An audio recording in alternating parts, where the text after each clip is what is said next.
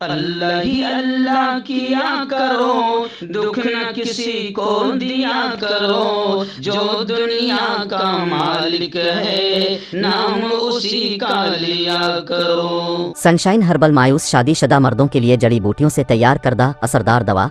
इसके अलावा वजन बढ़ाने और मोटापा कम करने के लिए लाजवाब दवाएं इंडिया में कहीं भी हासिल करने के लिए अभी कॉल करें।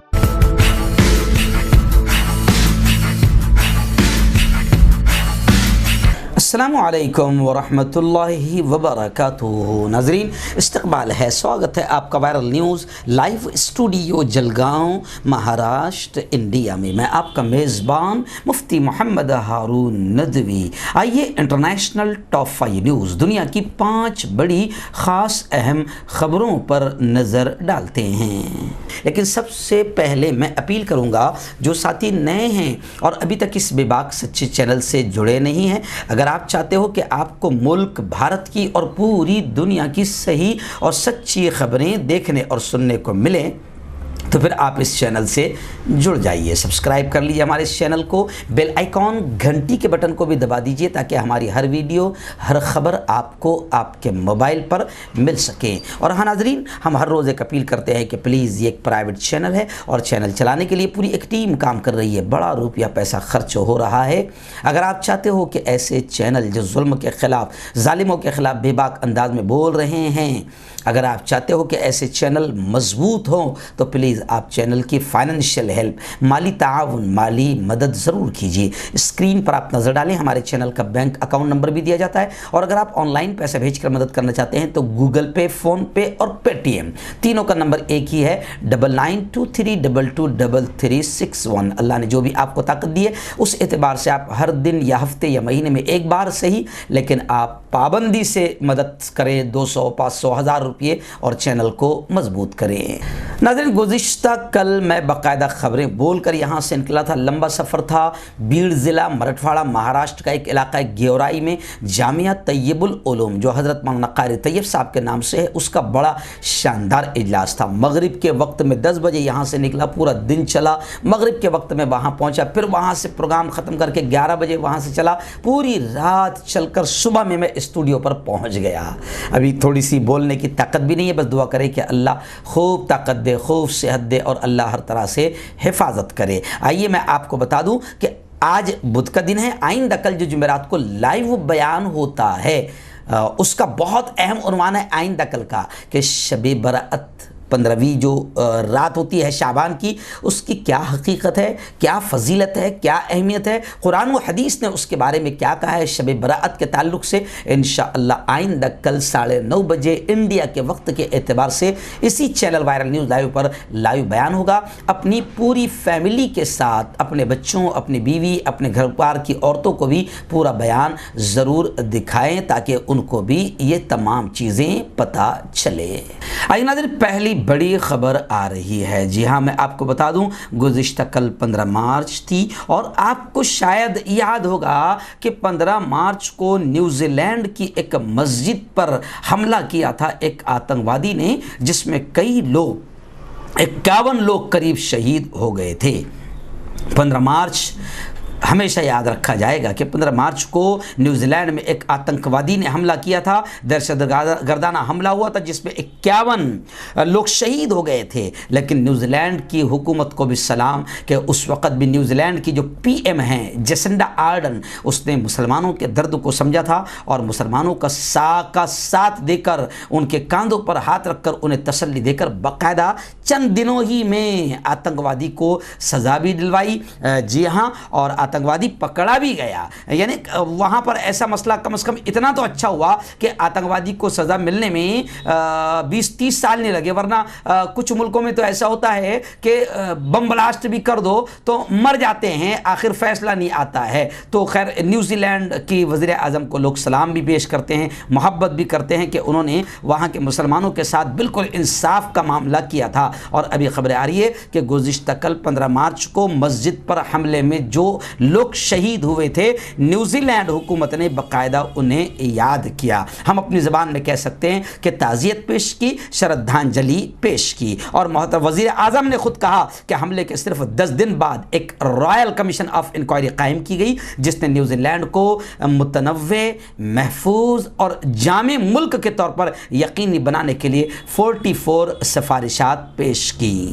आइए दूसरी बड़ी खबर आ रही है यूक्रेन के हालात को लेकर। जी हाँ, अभी यूक्रेन तो जाहिर बात है कि तकरीबन 22 दिनों से सिर्फ यूक्रेन और रशिया की जंग ही इंटरनेशनल न्यूज़ में बिल्कुल हाईलाइट है, छाई हुई है। अभी फ़िलहाल खबर ये आ रही है कि वहाँ की जो राजधानी है यूक्रेन की केफ, वहाँ पर गुज़िश्ता रात बहुत ज़ोरदार अंदाज में बमबारी हुई और खैरसून पर पूरी तरीके से रशिया ने कब्ज़ा कर लिया। टीवी टावर पर जो हमला हुआ उसमें मरने वालों की तादाद 19 से आगे बढ़ गई है। इस दरमियान अमेरिका के सदर जो बाइडन ने कहा कि हम यूक्रेन को हथियार मुहैया कराएंगे, पनाह गज़ीनों को अमेरिका में जगह देंगे, उन्हें पैसा और दीगर इंसानी सहूलियात फराहम करेंगे। उधर रूस ने दावा करते हुए कहा है कि खारसून पर हमारा मुकम्मल कब्जा हो गया है। यूक्रेन से मिली रिपोर्ट में बताया गया है कि राजधानी कीव में कम से कम 3 ज़ोरदार धमाकों की आवाज़ें गुज़िश्ता रात सुनी गई। इस दरमियान कीव में टीवी टावर पर रूस के हमलों में मरने वालों की तादाद भी अब 19 से ऊपर पहुंच चुकी है। वहीं पर अमरीकी महकमा दिफा ने यह कहा है कि रूसी हमलों से यूक्रेन को हथियारों की सप्लाई मुतासर नहीं होगी। यानी अमरीकी महकमा दिफा ने कहा है कि रूसी हमलों से यूक्रेन को हथियारों और इमदादी रसद में खलल नहीं पड़ेगा, यानी हथियार बाकायदा यूक्रेन को पहुंचाए जाएंगे। नाज़रीन, इस वक्त बड़ी खबर पड़ोसी मुल्क पाकिस्तान से आ रही है। जी हाँ, पाकिस्तान के बलूचिस्तान के इलाके सिब्बी में बम धमाका हुआ और वो बम धमाका इतना ख़तरनाक था कि 4 FC एहलकार जाँ बहक हो गए, 6 शदीद तौर पर ज़ख्मी बताए जा रहे हैं। सिक्योरिटी ज़राए के मुताबिक सिब्बी की तहसील सांगान में सिक्योरिटी फोर्सेस के काफ़िले पर देसी साख्ता बम, हाथ के बनाए हुए बम जिसे कहा जाता है, देसी साख्ता बम का धमाका हुआ, जिसके नतीजे में 4 FC एहलकार शहीद और 6 शदीद ज़ख्मी हुए हैं। जाँ बहक होने और ज़ख्मी होने वाले एहलकारों को एयर एम्बुलेंस के ज़रिए CMH हॉस्पिटल मुंतकिल कर दिया गया है और ज़ख्मी होने वाले इन 6 में भी ज़ख्मी होने वाले तमाम 6 एहलकारों की हालत भी तशवीशनाक बताई जा रही है। वाक़ई की इत्तला मिलते ही सिक्योरिटी फोर्सेज ने जाए वक़ूफ़ पर पहुंचकर इलाके को घेरे में ले लिया और सर्च ऑपरेशन शुरू कर दिया। मैं आपको बता दूं कि 8 मार्च को भी सिब्बी में जेल रोड पर बम धमाके में 7 अफराद मारे गए थे और 35 के करीब ज़ख्मी हुए थे। फिर गुज़िश्ता कल यानी 15 मार्च को एक और ऐसी ही ब्लास्ट हुआ जिसमें 4 FC एहलकार मारे गए।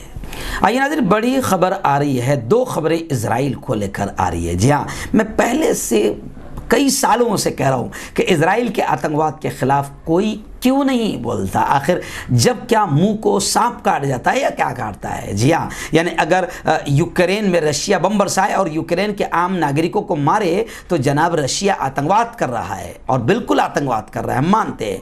लेकिन इधर फ़लस्तीन में भी तो इंसान रहते हैं जहाँ पर आतंकवादी हमले हमेशा इजराइल करता रहता है और मासूमों को मारता रहता है। अभी ये खबर आई है, एक रिपोर्ट आई है कि इजरायली फ़ौज ने गुज़िश्ता साल यानी 2021 में फ़लस्तीनी जर्नलिस्ट पर, फ़लस्तीनी पत्रकारों पर 260 से ज़्यादा हमले किए। किस पर?